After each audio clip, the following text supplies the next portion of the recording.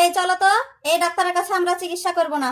চিকিৎসা করা বাদ দিয়ে বেশি কথা বলে এরকম ডাক্তারের আমাদের দরকার নাই। ডাক্তার সাহেব, ভিতরে আসবো নাকি? আরে আসেন আসেন, না আসলে রুগী দেখবো কিভাবে? এই শুনো, ডাক্তারকে তুমি কোনো কিছুই বলবা না, যা বলার আমি বলবো, তুমি শুধু চুপচাপ দাঁড়িয়ে থাকবা। আচ্ছা ঠিক আছে, তুমি যা বলছো তাই করব। বলেন ম্যাডাম, আপনাদের সমস্যাটা কি?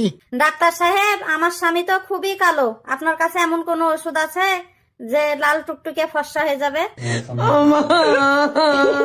বলেন না ডাক্তার সাহেব, আমার স্বামীকে ফর্সা করে দিতে পারবেন কিনা? আপনার স্বামী মনে হয় সরকারি চাকরি করে। ডাক্তার সাহেব, আপনি কিভাবে বুঝতে পারলেন আমার স্বামী সরকারি চাকরি করে? আরে ম্যাডাম, আপনার চেহারা দেখে। মানে আপনি আমাকে কি বুঝাইতে চাচ্ছেন? কিছু না ম্যাডাম, এমনিতেই। আচ্ছা বলেন তো, আপনার স্বামীর বেতন কত? ডাক্তার সাহেব, আমার বেতন জিজ্ঞেস করছেন কিসের লেগে? আমরা তো বেতনের চিকিৎসা করতে আসিনি, চিকিৎসা করতে এসেছি আমার। আরে ভাই, আপনি রাগ করছেন কিসের লেগে? এটা একটা নিয়ম।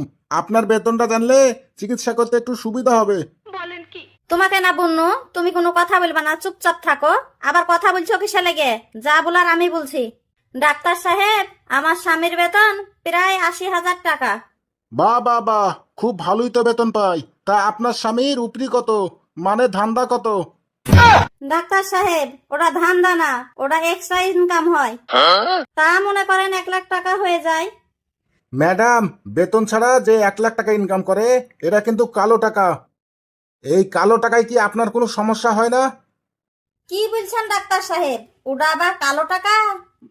তবে ডাক্তার সাহেব, ওই কালো টাকায় আমার কোনো সমস্যা হয় না। শুনেন ম্যাডাম, ওর ইনকাম করা কালো টাকাতে আপনার কোনো সমস্যা হচ্ছে না, অথচ ওর গায়ের রং কালোলে আপনার সমস্যা, তাই না? ফাজলামি শুরু করেছেন আমার সাথে। যান, আপনাদের কোনো চিকিৎসা হবে না। আরে ডাক্তার সাহেব, আপনি পারবেন না সেটা বলে দিলেই তো হয়, এত বকাবকি করছেন কিসের লেগে? এই চলো তো, এই ডাক্তারের কাছে আমরা চিকিৎসা করব না। চিকিৎসা করা বাদ দিয়ে বেশি কথা বলে এরকম ডাক্তারের আমাদের দরকার নাই। ঠিকই বলেছো, চলো আমরা অন্য জায়গায় যাই। কি বলবো, বিহার আগে সরকারি চাকরিওয়ালা হলেই হলো। কে কালো, কে ফর্সা, আর কে ন্যাংরা, কোনো দেখাশোনা নাই। আর বিয়ে হওয়ার পরেই শুরু হয়ে যায় মাথা ব্যথা। তাদের সমস্যা কি? কালো বলে সঙ্গে নিয়ে ঘুরতে পারে না। আর তখনই চলে আসে ডাক্তারের কাছে, আমার স্বামীটাকে কালো থেকে ফর্সা করে দেন ডাক্তার সাহেব, আমার ন্যাংরা স্বামীটাকে ঠিক করে দেন ডাক্তার সাহেব। অথচ তার টাকা নিয়ে সমস্যা নাই, কিন্তু তা খেলিয়ে সমস্যা। কেন রে ভাই, তা খেলিয়ে সমস্যা হবে কেন? কালো হলেও সে তো মানুষ নাকি? যত সব।